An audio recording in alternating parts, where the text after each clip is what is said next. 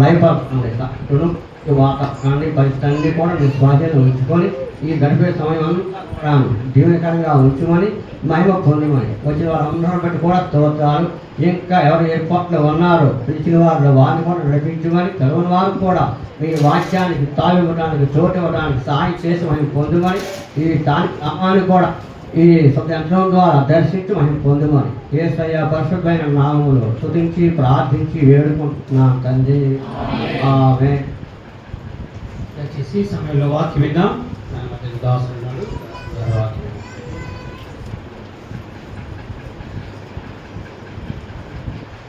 Praise the lord. అందరికీ వందనాలు. మన రక్షకుడు మన ప్రభువైన అయిన యేసుక్రీస్తు పేరిట మీకు అందరికీ శుభాశీస్సులు తెలియజేస్తున్నాను. వాక్యం వినడం కొరకే ఆసక్తిగా ఎదురు చూస్తున్న వారందరికీ కూడా ప్రత్యేకమైనటువంటి అభినందనలు. ఈ రోజంతా కూడా మీకు అంశము ఇవ్వబడింది ఫైర్లో. ఒక వ్యక్తి గురించి అతని జీవితాన్ని మనం సర్వే చేస్తూ ఆలోచన చేస్తూ దేవుడు అతనితో ఎలా దర్శించాడో, సంధించాడో, ఎలా డీల్ చేస్తూ వచ్చాడో అది గమనిస్తూ మనం కూడా మన జీవితాల్లో కొన్ని పాఠాలు నేర్చుకుందాం. అతను మరెవరో కాదు, అపోస్తలుడైనటువంటి పేతురు. ఒక చేపలు పట్టే జాలని మనుషులను పట్టే జాలనిగా తయారయ్యాడు.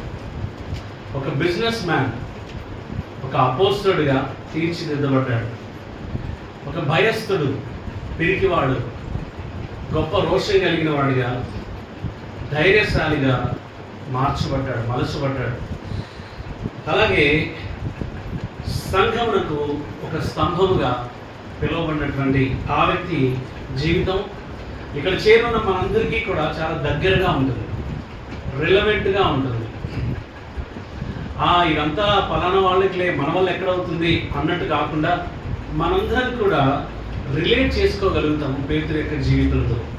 అందుకు ఈ రోజున మరి అతని జీవితంలో నుంచి కొన్ని పాఠాలు మనం నేర్చుకోవడానికి ప్రయత్నం చేద్దాం. మత్తయి సువార్త 16వ అధ్యాయం. దయచేసి బైబిల్ తెరిచి, మీరందరూ బైబిల్ తెరిచి మత్తయి సువార్త 16వ అధ్యాయం, మాథ్యూ చాప్టర్ 16, 16వ అధ్యాయము 13 నుంచి 17 వచనాల వరకు మనం మార్చి చదువుకుందాం. 13 నుంచి 17 వరకు. యేసు ఫిలిప్పుదైన కైసరయ ప్రాంతంలోకి వచ్చి, మనుష్య కుమారుడు ఎవడని జనులు చెప్పుకొనుచున్నారని తన శిష్యులను అడగగా,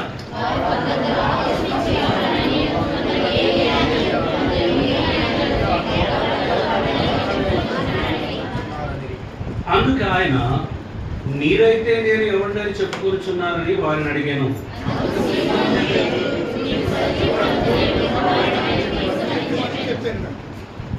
పదిహేడు అందరం కలిసి, అందుకు యేసు, సీమోను భయపడు, నీవు ధన్యుడవు, పరలోకమందున్న మా తండ్రి ఈ సంగతి నీకు బయలుపరచాడు, నరుడు నీకు బయలుపరచడు. అందులో ఒక మాట ప్రార్థన చేసుకున్నాం, దేవుని సహాయం చూస్తూ. ఏమని ప్రార్థన చేసుకున్నాం అంటే, ప్రభువా ఇంత దూరం వచ్చాను, మీ స్వరం వినాలని, మీ వాక్ వినాలని, దయచేసి నాతో మాట్లాడు, నా అక్కరకు తగ్గట్టు మాట్లాడు. అలాగే నువ్వు వాక్యంలో ఈ మాటలు రాయించినప్పుడు ఏమి తెలియజేయాలని నా కోసం రాసి పెట్టావో అది కూడా మాట్లాడు అని ప్రార్థన చేద్దాం. దేవుడు ఆశగల ప్రాణంతో మాట్లాడతాడు, నెంబర్ 1. రెండవది, విధేయత చూపించే మనసున్న వాళ్ళతో మాట్లాడతాడు. దేవుడు ఎన్నిసార్లు మాట్లాడినా లెక్క చేయని వారితో మరలా దేవుడు మాట్లాడడం వల్ల ప్రయోజనం లేదు. కాబట్టి ఎవరైతే ప్రభువా నువ్వు ఏదన్నా చెప్తే నేను వింటాను, ఏదన్నా చూపిస్తే నేను దిద్దుకుంటాను, నువ్వు ఏదన్నా అడిగితే నేను లోబడతాను అన్నటువంటి మనస్సు మనకి ఇవ్వాలని పరిశుద్ధాత్మ సహాయాన్ని వేడుకుంటూ ప్రార్థన చేద్దాం. తలవాల్సింది. మహోన్నతుడైన తండ్రి, మరొకసారి మీ గణనామాన్ని బట్టి నీకు స్తోత్రాలయ్యా. ఈ యొక్క ఉదయకాల వేళ బేతేలు ప్రార్థనా మందిరంలో మీ రీతిగా కలిసి రావడానికి మీరు ఇచ్చినటువంటి కృపకే కృతజ్ఞతలు, ఈ ఆలోచనకే వందనాలు, దీని వెనక ప్రయాసకే కృతజ్ఞతలు. ప్రభువా, ప్రజలందరూ మీ వాక్కు కొరకై చేరవచ్చుంటుండగా దేవా, మమ్మల్ని మీ చేతులకు అప్పగించుకుంటున్నా. చెప్తున్నటువంటి మీ దాసులైన నన్ను, అలాగే వింటున్నటువంటి నీ ప్రజలైన వారిని మీకు సరెండర్ చేసుకుంటున్నా. దేవా, ప్రజలు మీ వారు, సంఘం మీది, పరిచర్య మీది, కృపావరం మీది, వాక్యం మీది. కాబట్టి సమస్తమైన మహిమ, ఘనత, ప్రభావాలు నీకే ఆరోపిస్తుంటున్నా. నా నోట మీ మాట ఉంచి ఎంతో గౌరవంతోను నీ ప్రజలు నీ రక్తము చేత కొనబడిన సంఘం అన్న మెలకువలో భయంతో, భీతితో నీ ప్రజలకు పరిచర్య చేయనట్లు దేవా, నన్ను కూడా మీరు జ్ఞాపకం చేస్తున్నాడు. దేవా, నీ స్వరము ప్రజలు వినగలుగుటకు సహాయం చేయండి. పరిశుద్ధాత్ముడా, మీ సహాయం లేనిదే మేము వట్టివారమని, మా తెలివి పనికిరానిదని ఒప్పుకుంటూ మమ్మల్ని మేము తగ్గించుకుంటూ మీ నామాన్ని హెచ్చిస్తాం. ప్రభా, ఈ మాటలు వింటున్నప్పుడు ప్రజలు కూడా స్పందించినట్లు, దేవా, తిరిగి నీకు మాట ఇచ్చినట్లు, దేవా, నిర్ణయాలు చేయనట్లు సహాయం చేయమని మా రక్షకుడు, మా ప్రియుడైన యేసుక్రీస్తు పేరట అడిగి వేడుకొని ప్రార్థిస్తున్నాము తండ్రి. ఆమేన్.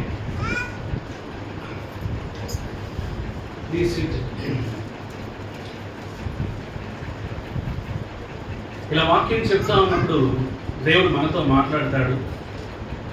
అలాగే వాక్యం అయిపోయిన తర్వాత మనం దేవుడితో మాట్లాడాల్సిన అవసరం ఉంది. అదే తీర్మానాలు చేయడం, నిర్ణయాలు చేయడం, దేవుడి వాక్కుకు ప్రతిస్పందించడం, దేవుడిచ్చిన పిలుపుకు స్పందించడం. సో ఇలా వాక్యం చెప్పుకుంటూ వెళ్తా ఉన్నప్పుడు మనం నిర్ణయాలు చేయాల్సినటువంటి సమయంలో నేను కాసేపు ఆగి మధ్యలో మనం ప్రార్థన చేద్దాం, కొన్ని నిర్ణయాలు చేద్దాం, ఆ తదుపరి వాక్య పరిచయను కొనసాగిద్దాం. సరే, ఈరోజు మనం చదువుతున్నటువంటి ఈ వాక్య భాగంలో 16వ అధ్యాయము 13 నుంచి 19 వరకు జరిగినటువంటి సన్నివేశం నన్ను కొంత చెప్పనివ్వండి. యేసుక్రీస్తు ప్రభు తరచుగా వెళ్ళినటువంటి ఒక ప్రాంతానికి అప్పుడు వెళ్ళాడు. అది ఫిలిప్పుదైన కైసరే. మీరు బైబిల్ పటాల్లో వెనకాల చూస్తే కనుక ఆ కింద యూదయ ఉంటుంది, అందులో యెరూషలేము, ఆ పైన సమరయ ఉంటుంది, ఆ పైన గలిలయ ఉంటుంది. ఆ గలిలయ యొక్క కుడి పక్క ఫిలిప్పు పరిపాలించేటువంటి కైసరయ అనేటువంటి ప్రాంతం ఉంది. అక్కడ కూడా ప్రభు పరిచయం చేశాడు. అయితే అక్కడికి వెళ్ళినప్పుడు శిష్యులతో ఒక మాట అడుగుతున్నాడు. ఏమన్నాడంటే, నేను ఎవరినని జనాలు అనుకుంటున్నారు, మనుష్య కుమారుడు ఎవరని జనులు చెప్పుకొనుచున్నారు అని ప్రశ్న వేశాడు. బయట టాక్ ఎలా ఉంది నా గురించి వాళ్ళ అవగాహన ఏంటి అని అడిగాడు.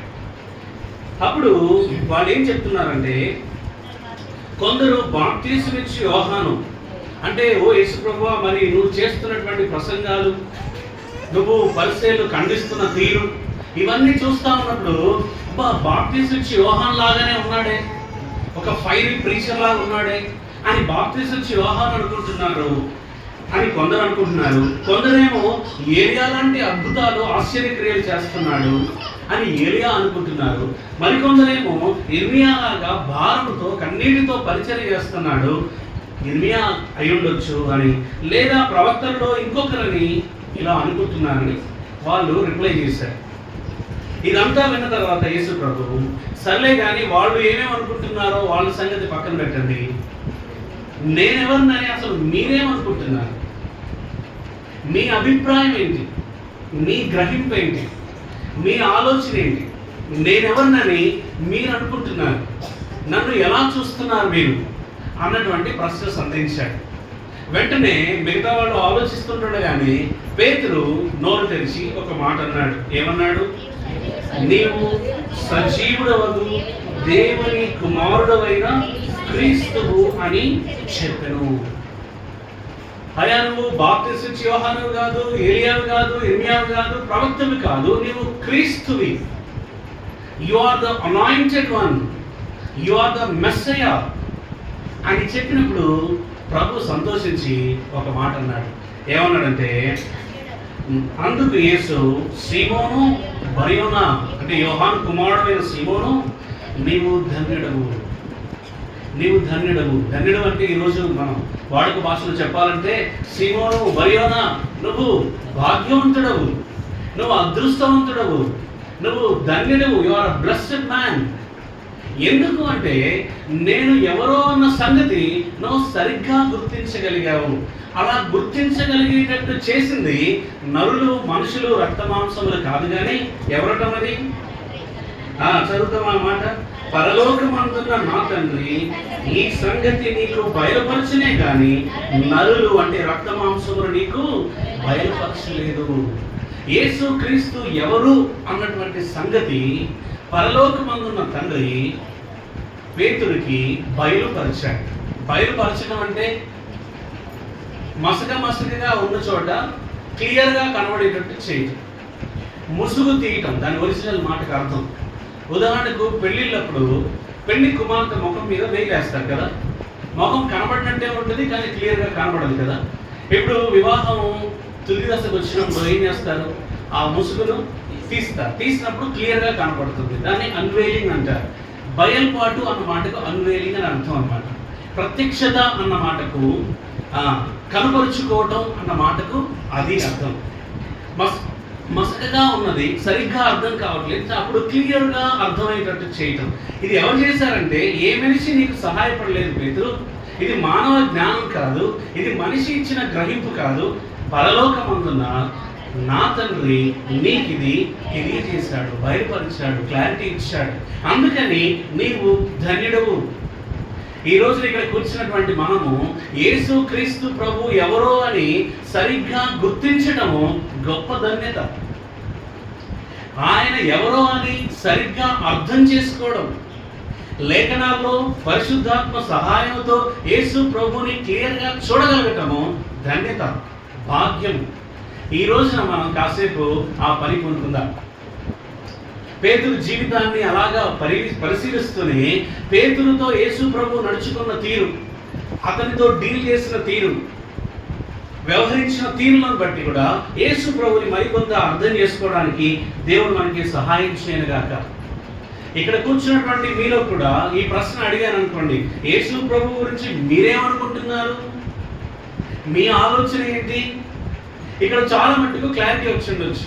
మనం ఇప్పుడు యేసు ప్రభు ఎవరంటే బాప్తిస్మం ఇచ్చి యోహాను అనము, ఇర్మియా అనము, ఏలియా అనము, లేకపోతే మరొక ప్రవక్త అనము, లేకపోతే ఒక గొప్ప మంచి బోధకుడండి అని లోకం చెప్పినట్టు కితాబు ఇవ్వం. కానీ యేసు ప్రభు ఎవరంటే ఆయన దేవుని కుమారుడు, ఆయన దైవము, ఆయన దేవుడయుండి నరుడిగా ఈ లోకానికి వచ్చినటువంటి లోకరక్షకుడు, నా రక్షకుడు అని మనం సాక్ష్యం ఇస్తాం.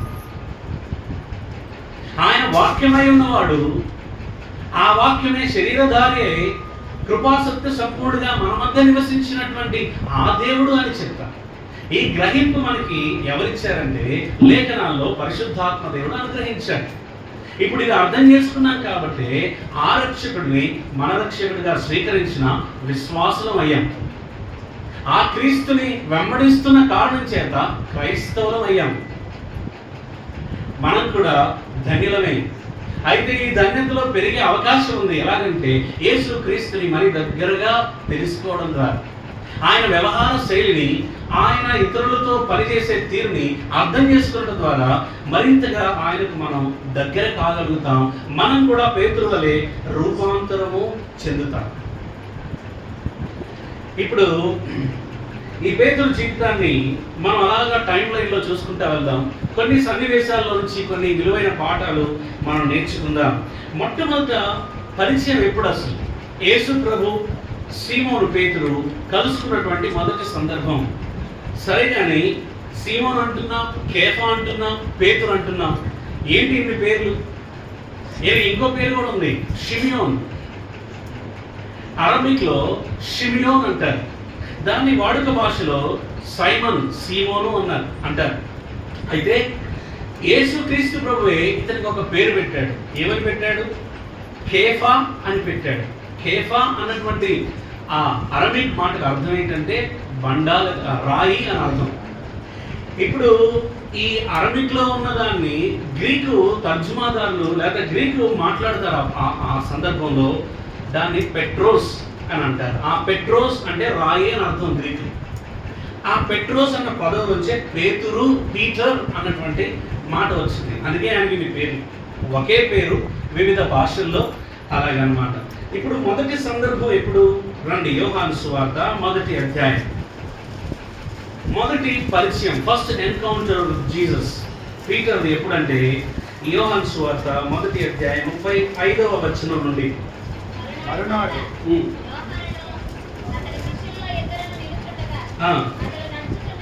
బాప్తిస్మం ఇచ్చి యోహాను ఉన్నాడు. యోహానుకి అప్పటికి చాలా మంది శిష్యులు ఉన్నారు.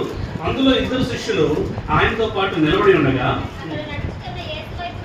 ఆ, ఆ, ఇదిగో దేవుని గొర్రెపిల్ల అని చెప్పాడు. అంటే యేసు ప్రభువుని చూసి ఇదిగో దేవుని గొర్రెపిల్ల. ఎప్పుడైతే యోహాను ఈ మాట చెప్పాడో ఆ ఇద్దరు శిష్యులు విని యేసును వెంబడించిరి. అప్పటిదాకా యోహానుని వెంబడించినటువంటి వారు ఎప్పుడైతే ఈయనే లోక పాపమును మోసుకొని పోవు దేవుని గొర్రెపిల్ల అని విన్నారో, మెస్సయ్య అని విన్నారో, అప్పుడు యేసుని వెంబడించడం మొదలు పెట్టారు. ఇక్కడ యేసు ప్రభు వెనక్కి తిరిగి ఏమన్నాడు? తనను వెంబడించుట చూచి నీవేమి వెతుకుచున్నారని వారిని అడుగగా వారు రబ్బీ అంటే బోధకుడా నీవు ఎక్కడ కాపురం ఉన్నావని ఆయనను అడిగింది. రబ్బీ అను మాటకు బోధకుడని అర్థము. ఆయన అన్నాడు వచ్చి చూడుడని ఆయన వారితో చెప్పగా, నేను చదువుతున్నాను, వారు వెళ్ళి ఆయన కాపురం ఉన్న స్థలము చూచి ఆ దినము ఆయన యొద్ద బస చేసిరి. అంటే ఆయన ఇంట్లో వారు అతిథులుగా ఉన్నారు. అప్పుడు పగలు రమారమి 4 గంటల వేళ. యోహాను మాట విని ఆయనను వెంబడించిన ఇద్దరిలో ఒకడు సీమోను పేతురు యొక్క సహోదరుడైన ఆంద్రేయ.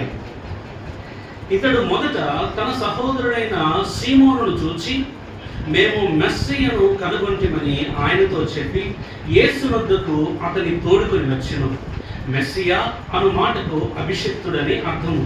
అతని వైపు యేసు అతని వైపు చూచి, ఇదిగోండి ఫస్ట్ మాట యేసు ప్రభు సీమోనుతో మాట్లాడుతున్నటువంటి మొట్టమొదటి మాట, నీవు యోహాను కుమారుడైన సీమోను, నీవు కేఫా అనబడుదు అని చెప్పెను. కేఫా అను మాటకు రాయి అని అర్థము. సీమోనును కేఫా అని పేరు పెట్టాడు ప్రభు. ఇక్కడ ఎప్పుడైతే బాప్తిస్మం ఇచ్చి యోహాను ఈయనే పంపబడిన వాడు, దేవుని గొర్రెపిల్ల అని డైరెక్ట్ చేశాడో, అప్పటి వరకు అతన్ని వెంబడిస్తున్న శిష్యులు యేసుని వెంబడించారు. ఇక్కడ ఒక పాఠం చెప్పలేమండి.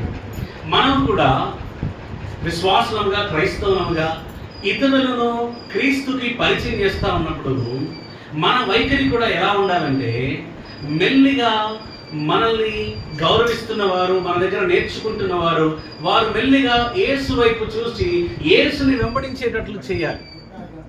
బాప్తిస్మం ఇచ్చి యోహాను చేసినట్టు.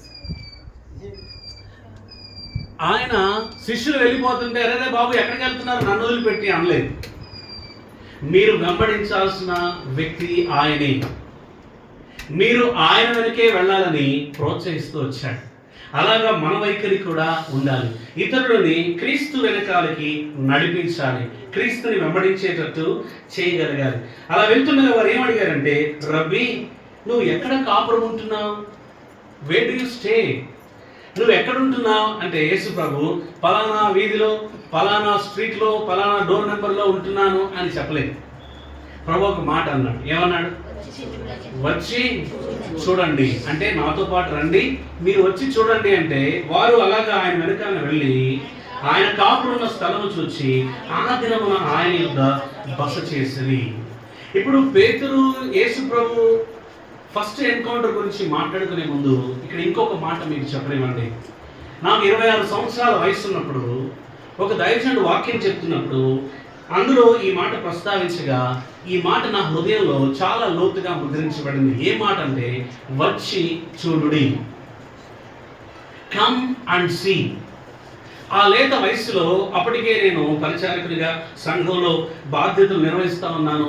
అప్పుడు నేను కువైట్లో ఎలక్ట్రికల్ ఇంజనీర్గా పనిచేస్తూ ఉన్నాను. ఆ దైవజనుడు చెప్తా ఉన్నప్పుడు ఇలా అంటున్నాడు. ఆయన ఏమన్నాడంటే, మనము కూడా దేవుని పరిచర్య చేస్తూ ఉన్నప్పుడు నేను చెప్పేది వినండి అన్న మట్టుకే కాదు, నేను ఎలా ఉంటున్నానో వచ్చి చూడండి, మా ఇంటికి వచ్చి చూడండి, నా వ్యవహార శైలి చూడండి అని చెప్పగలగాలి అని చెప్పినప్పుడు ఆ మాటలు బహుబలంగా నా హృదయంలో పనిచేశాయి. అప్పటికి నాకు ఇంకా పెళ్లి కాలేదు, పెళ్లి వయసు కూడా రాలేదు. కానీ హృదయంలో బలమైన తీర్మానం జరిగింది ఏంటంటే, ప్రభువా నేను కూడా నీలాగా వచ్చి చూడండి అని చెప్పగలిగేటువంటి కృప నాకివ్వు, అటువంటి జీవితం నాకివ్వు, అటువంటి సాక్ష్యము నాకివ్వు. కేవలం పులిపేటి మీద నేను నిలబడి నేను చెప్పే వాక్యం మట్టుకు వినండి అక్కడితో ఆగిపోకుండా ఇలాంటి వాక్యాన్ని చేతబట్టుకొని చెప్తున్నటువంటి వాక్య పరిచారకుడినైన నేను ఇంట్లో ఎలా ఉన్నానో వచ్చి చూడండి. నా భార్యతో నా వ్యవహార శైలి చూడండి. మా ఇద్దరి మధ్యలో ప్రేమ అనుబంధం చూడండి. మా ఇంట్లో ఉన్న పుస్తకాలు చూడండి, టీవీలో వచ్చే ప్రోగ్రాంలు చూడండి, మా పిల్లల వ్యవహారం చూడండి, మా భక్తి మర్యాదలు చూడండి. ఇక్కడ ఒకలాగా అక్కడ ఒకలాగా ఉండే టైప్ కాదు అన్నటువంటి వైఖరి మనలో కూడా ఉండాలని మిమ్మల్ని ప్రోత్సహిస్తున్నారు. ఆ రోజున యేసు ప్రభుని వెంబడించిన తర్వాత ఆ ఇంట్లో నుంచి బయటకు వచ్చేటప్పుడు వాళ్ళకి ఏం అర్థమైందో తెలుసా? అంతకుముందేమో రబ్బీ అన్నారు, ఇంట్లోంచి బయటకు వచ్చిన తర్వాత ఏమన్నారో తెలుసా? మెస్సయ్య అన్నారు. మేము మెస్సయ్యని కనుగొంటిని. We found Messiah, the anointed one, the sent one. కానీ గుర్తుపట్టగలిగారు. ఆ రోజంతా యేసు ప్రభు వారితో ఎలా నడుచుకొని ఉంటాడు, ఆయన అతిథులను ఎంత గౌరవిస్తాడు వాక్యంలో మనం చదివితే అర్థమవుతుంది. ఆయన్ని చూసిన వారు ఆశ్చర్యచకితులై ఆయన ఎవరో కనుక్కున్నారు. ప్రియులారా, మనం కూడా ఇదిగో ఈ మాటలు వింటున్నటువంటి ఈ మాటలు ఎవరి చెవుల్లో పడుతున్నాయో మనందరి సాక్ష్యం ఎలా ఉండాలంటే, ఏమంటే నేను సంఘంలో ఆదివారం ఆ 4 గంటలు ఎలా ఉంటున్నానో అది మాత్రమే కాదు, మా ఇంటికి రండి, వచ్చి చూడండి. ఈ మాట నా దృష్టిలో పడి ఇప్పటికీ సుమారుగా 15 సంవత్సరాలు ఈ మాట ఇంకా నాలో అలా పనిచేస్తూ ఉంటుంది. వచ్చి చూడండి. ఆ తర్వాత నాకు పెళ్ళయింది, వచ్చి చూడండి. చాలామంది కువైట్లో మరి గల్ఫ్ దేశాల్లో ఫ్యామిలీని వదిలేసి అప్పుల బాధ అక్కడ పనిచేస్తూ ఉంటారు. అలాంటి వారికి మా గృహాన్ని తెరిచాం. వీకెండ్స్లో వాళ్ళు వచ్చేవారు, అందరం కలిసి వండుకొని సహవాసం చేసేవాళ్ళం, సంతోషించేవాళ్ళం, ప్రార్థన చేసేవాళ్ళం, సువార్త ప్రకటించాం. రక్షణ పొందిన వారు, శిష్యులుగా తయారు చేయబడిన వారు, సేవకు వచ్చిన వారు ఉన్నారు. ప్రియులారా, మనం కూడా మన ఇంటిని అలా ఉంచాలి. వచ్చి చూడండి అని చెప్పగలగాలి. బ్రదర్ అక్కడ ఓకే కానీ ఇంటికి రావద్దండి, కొంచెం పరిస్థితులు బాగాలేవు. అలాగా క్రైస్తవుని సాక్ష్యం ఉండకూడదు. యేసు ప్రభు దగ్గర బోధ విన్నటువంటి వారు, అబ్బా ఏం బోధండి ఇది, ఈయన మాటల్లో ఎంత దయ ఉందండి అని సాక్ష్యం ఇచ్చారు. ఆ తర్వాత కొండ మీద ప్రసంగం 3 అధ్యాయాలు అయిపోయిన తర్వాత ఏం బోధ ఇది, ఈయన మా పరిశీలన శాస్త్రుల్లా కాకుండా అధికారంతో బోధిస్తున్నాడు అని సాక్ష్యం ఇచ్చారు. ఇలా వాక్యం విన్నవారు యేసు ప్రభుతో కనుక వెళ్ళి 2 రోజులు ప్రయాణం చేశారనుకోండి, అప్పుడు ఏం సాక్ష్యం చెప్తారు తెలుసా? ఎవరైనా వచ్చి, బ్రదర్ యేసు ప్రభు బోధ మొన్న భలే చెప్తున్నాడండి, ఏమి ప్రసంగికుడండి, ఏమి బోధకుడండి అంటే 2 రోజులు కాపురం ఉన్న వాళ్ళు ఏమంటారు తెలుసా? ప్రసంగం ఏముందండి, ఇంటికి వచ్చి చూడండి అసలు ఆయన సంగతి. ఆయన వినయము, ఆయన గౌరవము, ఆయన దీనత్వము, ఆయన నోటి మాటల్లో ఉన్న ప్రోత్సాహము, ప్రసంగంలో మీరు విన్నది కొంచెమే, వచ్చి కనుక చూస్తే అసలు ఆయన ఏంటో అర్థమవుతుంది. ఇది ఎలా ఉంటుంది యేసు ప్రభు సాక్ష్యం. కానీ దురదృష్టవశాత్తు కొద్దిమంది ఈ రోజుల్లో ఉన్న సాక్ష్యం ఏంటో తెలుసు, బ్రదర్ ప్రసంగం అయితే ఎరగొట్టేస్తాడు, మైకులు బలాలు కూడా వెళ్ళిపోతాయి, కానీ ఇంటికి వెళ్తే డొల్ల, ఏమీ లేదు, మ్యాటరే లేదు, ఉట్టిదే అండి. ఎంత బాధాకరం. అలా ఉండకూడదు మన సాక్ష్యం. సరే, కొంచెం కిందికి వెళ్దాం. ఇప్పుడు ఆంధ్రయ పరిగెత్తుకుంటూ వెళ్ళి, అరే బ్రదర్ శ్రీమనం మెస్సేజ్ మేము కనుగొన్నాం, రా తొందరగా వెళ్దామని తీసుకొని వచ్చాడు. యేసు ప్రభుకి పరిచయం చేశాడు. ఇక్కడ ఇంకొక మాట చెప్పాలి. ఈ టెక్స్ట్ని ఆధారం చేసుకొని దీన్ని ఆండ్రూస్ మినిస్ట్రీ అంటారు. ఏమంటారు? ఆంధ్రేయ పరిచర్య. ఏంటి ఆంధ్రేయ పరిచర్య? పేతురు శిష్యులలో అపోస్తలులో ప్రధానుడయ్యాడు, కానీ ఇటువంటి ఆంధ్రేయను తీసుకొచ్చింది ఎవరు? పేతురుని తీసుకొచ్చింది ఎవరు? ఆంధ్రేయ. మనం కూడా ప్రభు దగ్గరకు వ్యక్తులను ఇటువంటి భావనతో తీసుకుని రావాలి. నాకంటే వీరు గొప్పవారు అవ్వాలి అన్నటువంటి భావనలో తీసుకుని రావాలి. యేసు ప్రభువుని తీసుకొని వచ్చి వారిద్దరిని లింక్ చేయాలి, యేసు ప్రభువుకి అటాచ్ చేయాలి, ప్రభు దగ్గరికి ప్రజల్ని నడిపించాలి. అలాగా మీలో ఇక్కడ ఉన్నవారు అనేక మంది ఇతరులు అనేకుల్ని తీసుకొని వచ్చారు కాబట్టి ఇంతమంది రక్షణలోకి వచ్చారు. అలాగే మనల్ని మరొకరు నడిపించారు. ఆండ్రూస్ మినిస్ట్రీ మనందరము చేయగలిగినటువంటి పరిచర్య. యేసు ప్రభుని రుచి చూసిన వారందరూ చేయగలిగినటువంటి పరిచర్య. రైట్. ఇప్పుడు ప్రభు పేతురుతో అన్నటువంటి మొట్టమొదటి మాట ఏంటో తెలుసా? 42వ వచనం. యేసు అతని వైపు చూచి, నీవు యోహాను కుమారుడు అయిన సీమోను, ఇప్పటికీ నీ పేరేంటంటే యోహాను కుమారుడు, సీమోన్ సన్ ఆఫ్ జాన్, అది నీ పేరు. కానీ నీకు ఇప్పుడు పేరు పెడుతున్నాను, నీవు కేఫా అనబడదువు, నువ్వు రాయి అనబడదువు అని మొట్టమొదటి మాట. ఇందులో ఏమర్థం అవుతుంది? ఈ మాట విన్నటువంటి పేతురు యొక్క మనసు ఎలాగ స్పందించుంటుంది ఆలోచన చేయండి. మొదటిసారి ఒక వ్యక్తిని ఎదుర్కోగానే నువ్వు ఇప్పటివరకు సీమోను అని పిలువబడ్డావు, అయితే భవిష్యత్తులో నువ్వు కేఫా అనబడతావు. కేఫా అంటే రాయి. అంటే అతని యొక్క భవిష్యత్తు ఎలా ఉండబోతుందో, అతని భవిష్యత్తు పరిచర్య ఏంటో ప్రభు చెప్తున్నాడు. కానీ మిగతా తన తోటి వారికి సీమోనే. కానీ యేసు ప్రభు యొక్క అద్దాల్లో నుంచి కనుక చూస్తే అతను కేఫా, పీటర్, రాయి. ఇందులో ఒక గొప్ప సత్యము మీతో పంచుకోనివ్వండి ప్రియులారా. ఇది నిజంగా మనం ఎంతో ప్రోత్సహించాలి. ఏంటయ్యా అది అంటే, మనము మన దృష్టికి, ఇతరుల దృష్టికి సాదా సీదా మామూలు వ్యక్తులుగా ఉండొచ్చు కాక, మనము ఇతరుల దృష్టిలో మన విలువ కొంచెమే ఉండొచ్చు కాక, ఇతరులు మనల్ని తృణీకరించవచ్చు కాక, ఇతరులు వీడేం పనికి వస్తాడులే, ఈ అమ్మాయి పనికి మాలింది అనొచ్చు కాక. కానీ యేసు ప్రభు ఏం చూస్తాడంటే, నువ్వు కనుక నీ జీవితాన్ని తన చేతిలో పెడితే నిన్ను ఆయన ఎలా చెక్కగలడో అది చూస్తాడు, నిన్ను ఎలా మలచగలడో అది చూస్తాడు, నిన్ను ఎలా వాడుకోగలడో అది చూస్తాడు, నీకు ఏ పరిచర్య ఇచ్చి దానిలో ఉపయోగించుకోగలడో అది చూస్తాడు, నువ్వు ఆయన కొరకు ఎలా మహిమకరంగా బ్రతకగలవో అది చూస్తాడు. ఒక మాటలో చెప్పాలంటే, అప్పుడు నిలబడ్డ పేతురు యేసు ప్రభు ఎదుట ఒక పెద్ద బండరాయి లాంటి వాడు. చుట్టూ జనానికి కూడా రాయి అది. కానీ యేసు ఏం చూశాడంటే, అతనిలో, ఆ బండరాయిలో తాను చెక్కగలిగిన అందమైన శిల్పాన్ని చూస్తాడు. మనం శిల్పకారులం కాదు, మీరు ఎవరైనా ఉండొచ్చేమో. చూడండి, మనకి శిల్పాన్ని చూసినప్పుడే శిల్పం. కానీ అదే ఒక శిల్ప కళాకారుడికి ఒక బండను చూసినప్పుడు, దాన్ని తడిమి చూసినప్పుడు, అబ్బా ఇది మంచి బండ, దీన్ని కనుక నేను చెక్కితే ఇందులో ఒక అందమైనటువంటి శిల్పాన్ని నేను చెక్కగలను అని చూస్తాడు. అది మట్టి ముద్దే, కానీ కుమ్మరి వ్యక్తి చూస్తాడు, అందులో తాను తయారు చేయగలిగిన ఒక అద్భుతమైన అందమైన ఒక కూజాన్ని తను చూడగలడు. అలాగే మనల్ని లోకం చూసే తీరు వేరు. కానీ దేవుని ఎదుట మనం నిలబడితే దేవుడు మనల్ని చూస్తా ఉన్నప్పుడు ప్రశస్తమైన వారుగా చూస్తారు. ఎందుకంటే మనలో ఆయన పోలిక ఉన్నది. అది మొట్టమొదటి క్వాలిఫికేషన్ ఏ నరుడికైనా సరే. ఈ లోకంలో మనం ఏ మనిషికైనా విలువ ఇవ్వాలి. కారణం ఏంటంటే పేతురు అంటాడు, అందరినీ సన్మానించుడి, ఆనర్ ఎవ్రీబడి. ఎందుకు సన్మానించాలి? కొద్దిమంది చెడ్డలు ఉండొచ్చు, పనిమాల వాళ్ళు ఉండొచ్చు, దౌర్భాగ్యులు ఉండొచ్చు, శత్రువులు ఉండొచ్చు, దేవునికి రకరకాల వ్యక్తులు ఉండొచ్చు. కానీ అందరిలో కామన్గా ఉన్నది ఏంటో తెలుసా?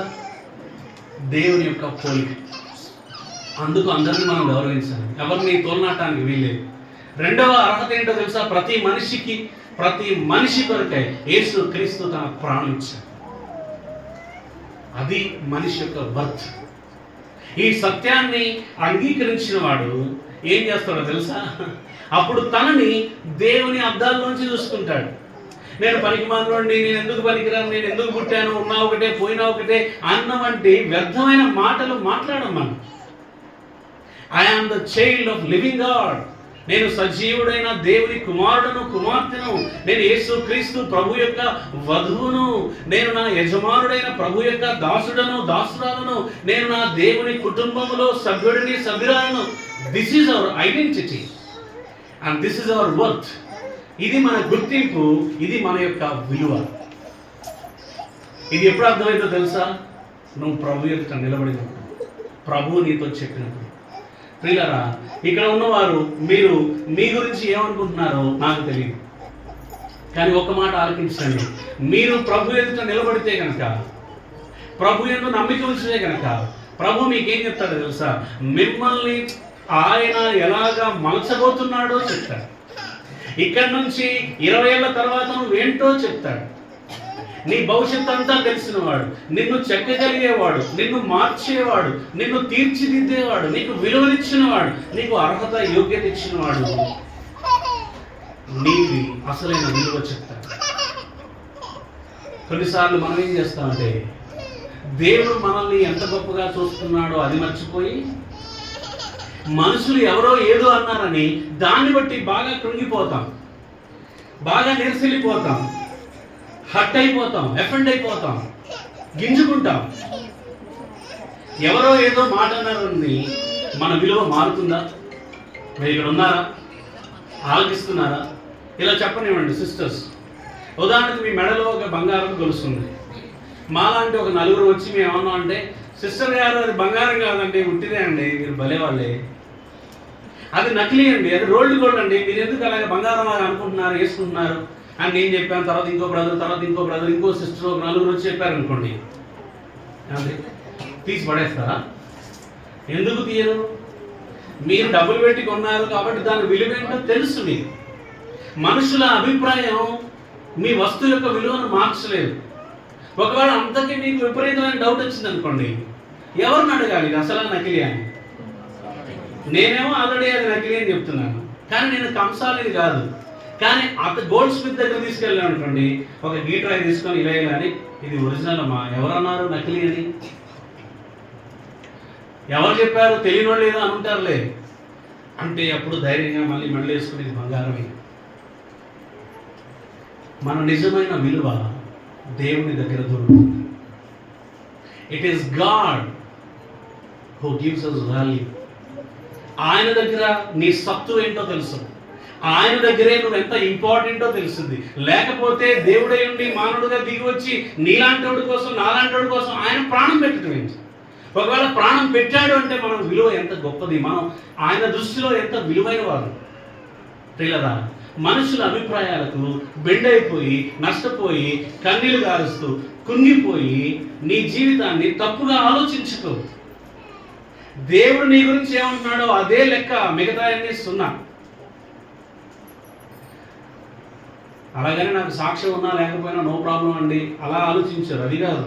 మనం మంచి సాక్ష్యం కలిగి ఉండాలి. కానీ నీ విలువను, నీ యొక్క వాల్యూని, వర్త్ని ఎవరన్నా డౌట్ చేస్తుంటే, నువ్వు పనికి మాలిన దానివి, నువ్వు పనికిరానోడివి, లేకపోతే నువ్వు దేనికి పనికిరావు, you are fit for nothing, ఇలాంటి మాటలు అన్నారనుకోండి, నువ్వెంత, నీ బ్రతికెంత? చెవిన పడనివ్వకండి, చెవిని పడినా దులిపేసేయండి. నీ ప్రభు అంటున్నాడు, నేను నిన్ను ప్రేమిస్తున్నా, నువ్వు నా దృష్టికి విలువైన వాడు, నువ్వు బహుప్రియుడివి, నువ్వంటే నాకు ఇష్టం. ఆయన మాటే ఫైనల్, ఆయన మాటే అసలైనది. పేతురు ఇటువంటి మాట మొట్టమొదటి పరిచయంలోనే ప్రభు దగ్గర నుంచి పొందాడు. పేతురు, సీమోను, నువ్వు ఇప్పటి వరకు సీమోనుగా పిలువబడ్డావు, ఇక ముందు నువ్వు కేఫా అనబడతావు, రాయి అనబడతావు, పీటర్ అనబడతావు. నువ్వు ఒక రాయిలాగా ఉంటావు, నువ్వు దృఢంగా ఉంటావు, నువ్వు సాక్షిగా ఉంటావు, నువ్వు అపోస్తుడు అవుతావు, నువ్వు నా కొరకైనా సాక్షిగా హతసాక్షి అవుతావు.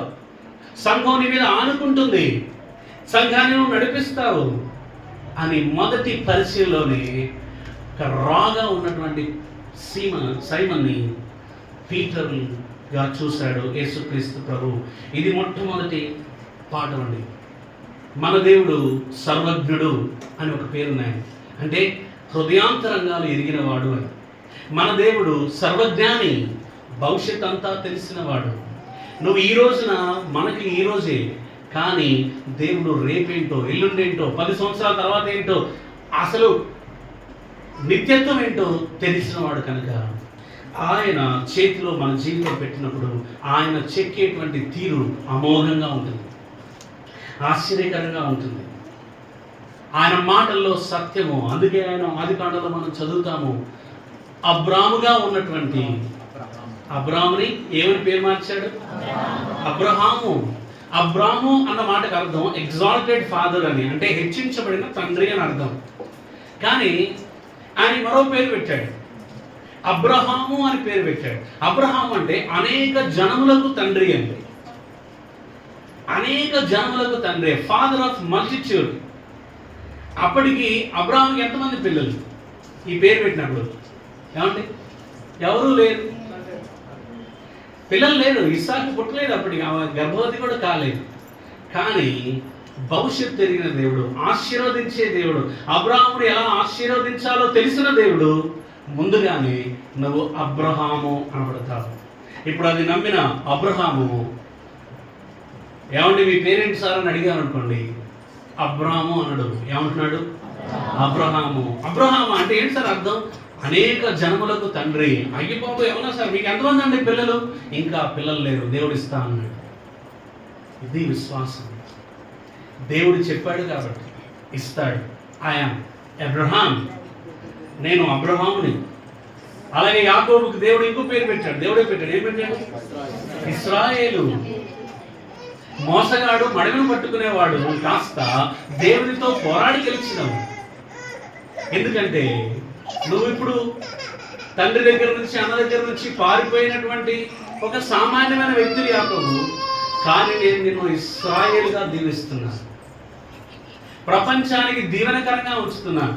మీ పితరుడు, మీ తాతగారైన అబ్రహాం ఆశీర్వాదం నీ ద్వారా నేను నెరవేర్చబోతున్నానని ఇశ్రాయేలు అని పేరు పెట్టాను. My dear brothers and sisters, మనం కూడా దేవుని ఎదుట మనల్ని మనం నించోబెట్టుకొని దేవుడు మనల్ని ఎలా చూస్తున్నాడో వాక్యంలో అలా చూసుకుందాం. ఇతరుల్ని దేవుడు ఎలా చూస్తున్నాడో అలా గౌరవిద్దాం. ఇప్పుడు ఏదో మామూలు సీదాగా ఉన్నాడు కదా అని తొందరపడి తీర్పు తీర్చడం, మాటలు వదిలేయటం పనికి మాలిన చర్య. ఇందులో అసలు కొన్నిసార్లు మనం ఎక్స్పర్ట్స్ లాగా ఉంటాం. వెంటనే తీర్పు తీర్చేయటం, వెంటనే అభిప్రాయాలు వెల్లడించడం.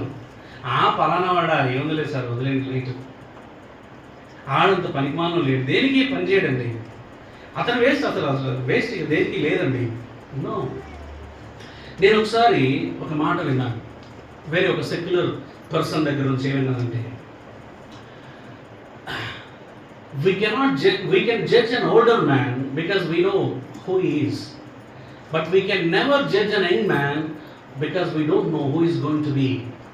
అంటే ఒక వృద్ధాప్యంలో పండిపోయిన వ్యక్తిని చూసి ఇతడు ఏంటో అని మనం ఒక కంక్లూషన్కి రావచ్చు, ఒక అభిప్రాయానికి రావచ్చు. ఎందుకంటే అతని జీవితం అంతా మనకి కనబడుతుంది.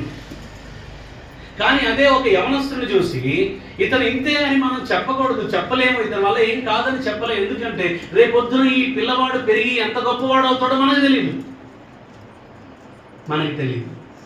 అందుకే చాలా సంవత్సరాలుగా నాకంటే వయసులో చిన్నవారిని చూసినప్పుడల్లా నాకు ఇదే మాట గుర్తొస్తుంది. రేపొద్దున అతగాడు నీకంటే గొప్ప వ్యక్తి అవ్వచ్చు, అతగాడు నీకంటే గొప్ప దైవజనుడు అవ్వచ్చు. ఎవరికి తెలుసు? దేవుని చేతిలో వారు కనుక చేయబడితే దేవుడు ఆ వ్యక్తిని ఎలా ఆశీర్వదిస్తాడో లేపుతాడో మనకు తెలియదు. సమూయేలు రాజుగా అభిషేకించడానికి యెష్షయి ఇంటికి వచ్చినప్పుడు వరుసగా వాళ్ళ నాన్నగారు అందరు పెద్దోడు, రెండోడు, మూడోడు, నాలుగోడు, ఇంతేనా ఇంకెవరన్నా ఉన్నారా అని అడిగాడు. ఎందుకు అడిగాడంటే లోపల ప్రభు అంటున్నాడు, ఇతను కాదు. ఇంకెవరు ఉన్నారంటే ఏమన్నాడు? 1 సమూయేలు గ్రంథంలో కనబడుతుంది ఈ మాట. చివరి వాడు ఒకడు ఉన్నాడండి, అతని గాడు ఏం చేస్తున్నాడు? గొర్రెలు కాస్తున్నాడు. రాజుగా అంటే రీజనబుల్ కాదని నేనే పిలవలేదండి. నీ కుమారులందరినీ పిలవమంటే పిలవాలి కదా కూడా. గొర్రెలు కాసుకుంటే వాడు రాజు అవటం ఏంటి? క్వశ్చనే లేదు. అయితే ఏరియా అవ్వాలి, ఇంత ఎత్తు పొడుగు, ఆల్రెడీ ఎక్స్పీరియన్స్డ్ మిలిటరీలో. అప్పుడు దేవుడు అంటున్నాడు, నరులు పై రూపాన్ని లక్ష్య పెడతారు కానీ దేవుడు హృదయాన్ని లక్ష్య పెడతాడు. అందరూ తృణీకరించిన వాడు రాజు అయ్యాడు. అన్నలందరూ తృణీకరించిన యోసేపే చివరికి దిక్కయ్యాడు. జాగ్రత్త సుమా. ఈరోజు నీకంటే వయసులో తక్కువ ఉన్న వారిని చూసి ఇల్లే ఉందిలే, ఆళ్ళే ఉందిలే అని నోరు పారేసుకోకు.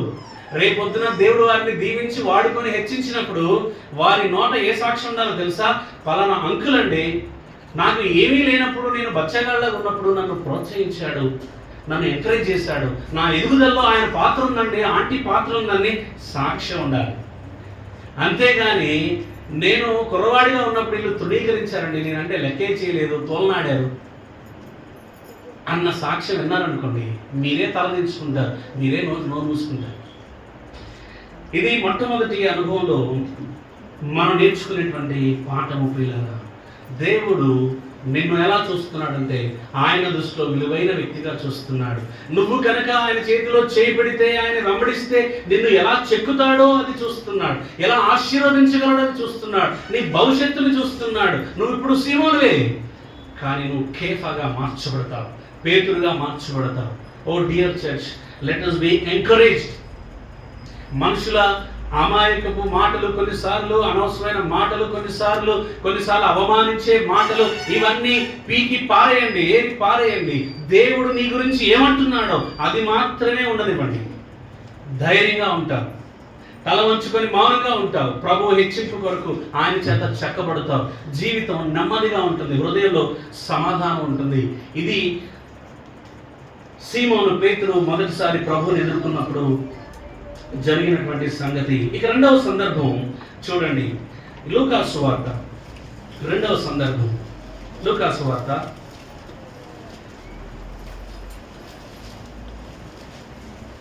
5వ అధ్యాయము, లూకాసు సువార్త 5వ అధ్యాయము మొదటి నుంచి 11 వచనాలు మనం మార్చి చదువుకుందాం. లూకాసు సువార్త 5వ అధ్యాయము 11 వచనాలు జాగ్రత్తగా మీరు చదువుతున్నప్పుడు గమనించండి.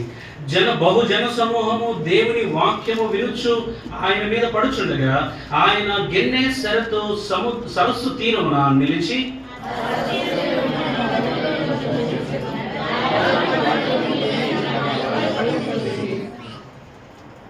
మూడో వచనం, ఆయన ఆ దోణిలలో సీమోనుదైన ఒక దోణి ఎక్కి దరి నుండి కొంచెము త్రోయమని అతనిని అడిగి కూర్చుండి దోణిలో నుండి బహు సమూహములకు బోధించుచుండెను.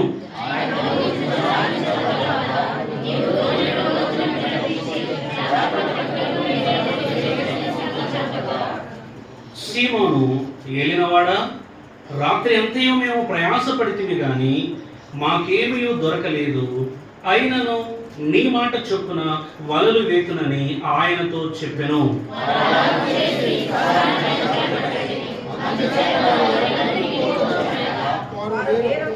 వారు వేరొక దోణిలోనున్న తమ పాలివారు వచ్చి తమకు సహాయము చేయవలనని వారికి సంజ్ఞలు చేసిరి. వారు వచ్చి 2 దోణిలు మురుగునట్లుగా నింపిరి.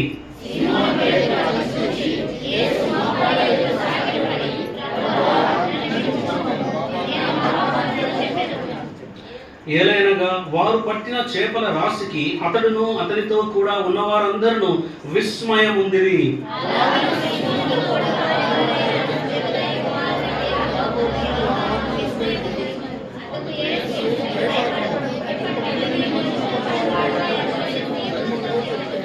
వారు దోణెలను దరికి చేర్చి సమస్తమును విడిచిపెట్టి ఆయనను వెంబడించిరి.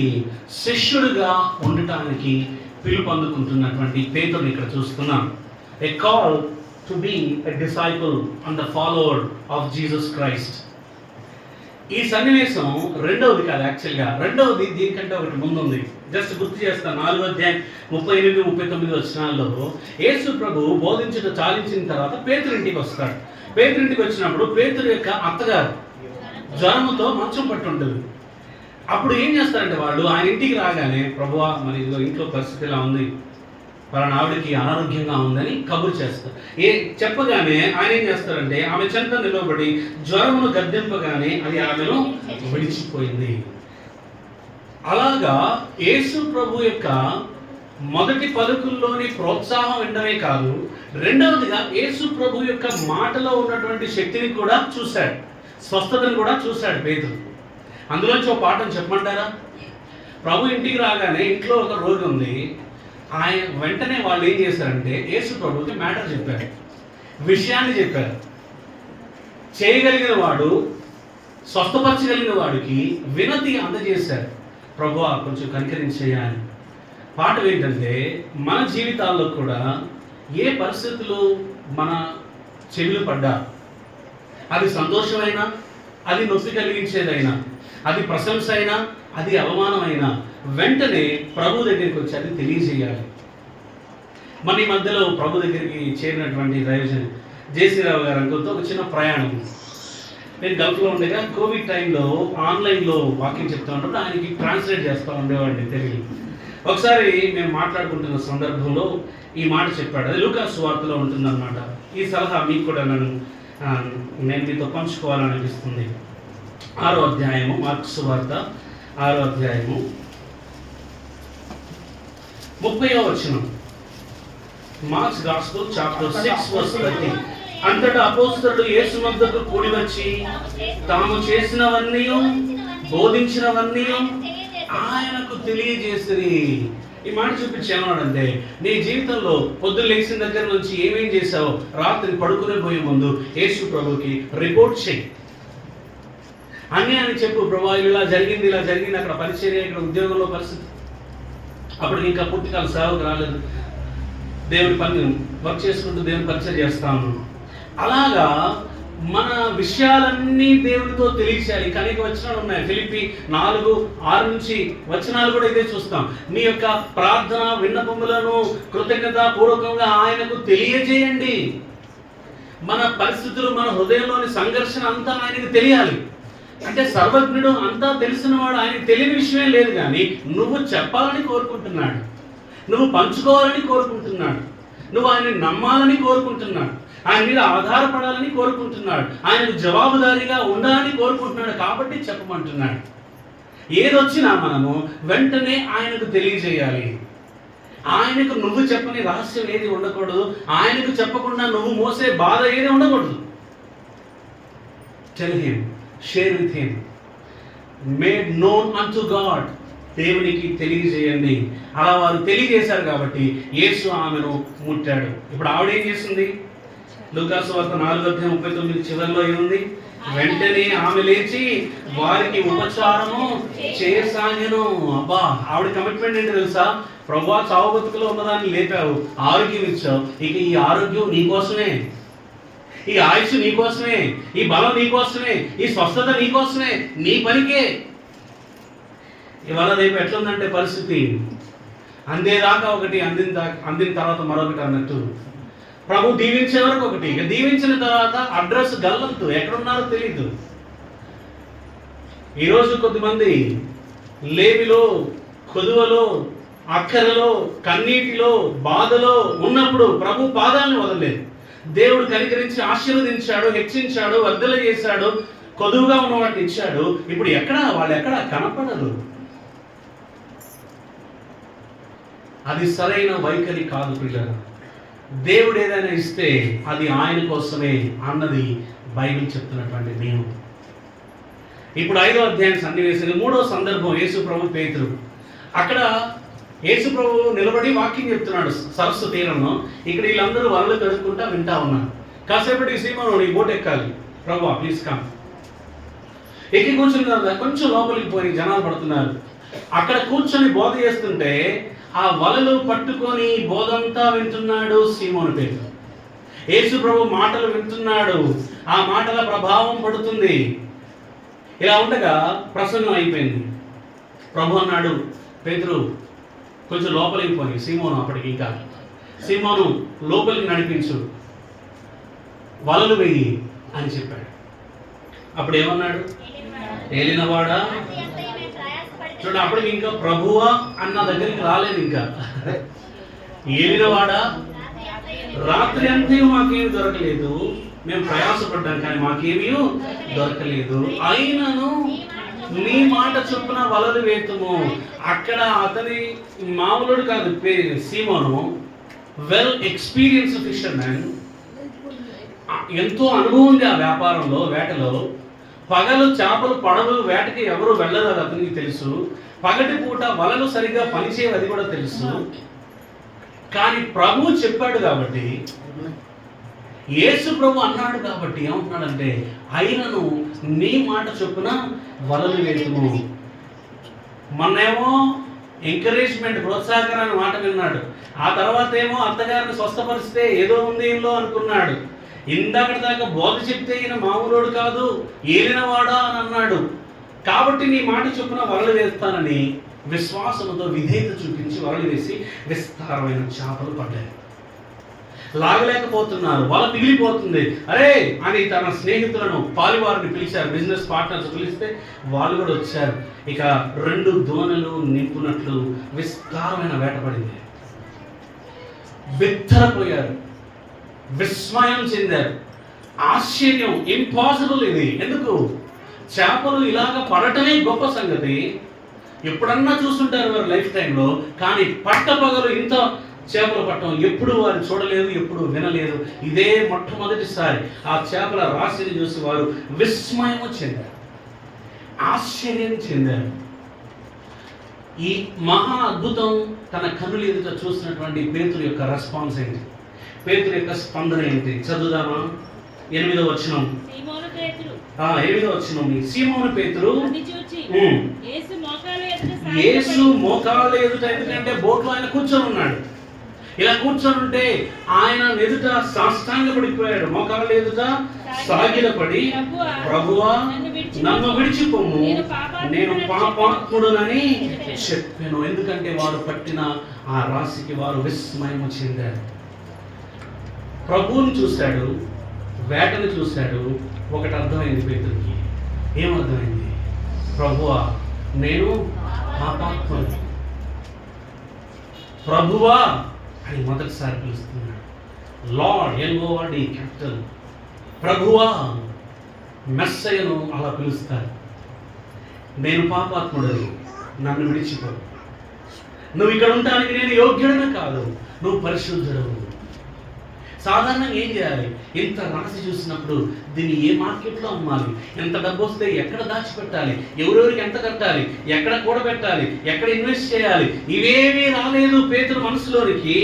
ఆశ్చర్యకరుడిని చూసినప్పుడు, అద్భుతాన్ని చూసినప్పుడు తనేంటో తను తెలుసుకున్నాడు.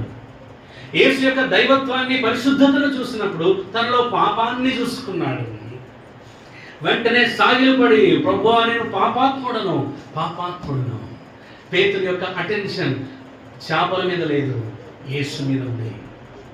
ఆయన్ని ఏలినవాడా అని అనట్లేదు, ప్రభువా అని సంబోధిస్తూ అతనికి నేను దాసుడను అన్న భావనకి వచ్చాడు. సాగిల పడిపోయాడు. తన అపవిత్రతను ఒప్పుకుంటున్నాడు, తన పాపాన్ని, నైజాన్ని ఒప్పుకుంటున్నాడు, తన దయనీయ స్థితిని ఒప్పుకుంటున్నాడు. నీలాంటి వ్యక్తి ఎదుట నేను కనబడకూడదు, నా దగ్గర నుంచి నువ్వు వెళ్ళిపో. ఏం ఒప్పుకోలేదు. ఈ రెండవ ఇంపార్టెంట్ సందర్భంలో పేతురు ప్రభు ఏంటో అర్థం చేసుకుంటున్నాడు, తనేంటో గ్రహించుకున్నాడు. ప్రభు ఎవరో అర్థం చేసుకుంటున్నాడు, తనేంటో గ్రహించుకుంటున్నాడు. ఈ రెండు ఎప్పుడు అర్థం అవుతాయో మన నోటైనా ఒకటే మాట రావాలి, ప్రభువా నేను పాపిని, నేను దోషిని, నేను అపవిత్రుడను.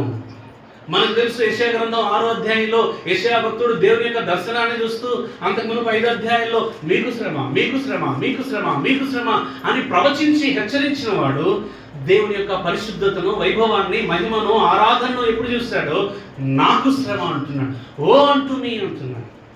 అయ్యో నేను అపవిత్రమైన పెదవులు గలవాడను, అటువంటి మనుషుల మధ్యలో నివసించేవాడను. ఏం చెప్తున్నాయి ఈ సన్నివేశాలు? మనము దేవుణ్ణి సరిగ్గా చూడగలిగినప్పుడు, సరిగ్గా అర్థం చేసుకోగలిగినప్పుడు మనమేంటో గ్రహించుకుంటాము.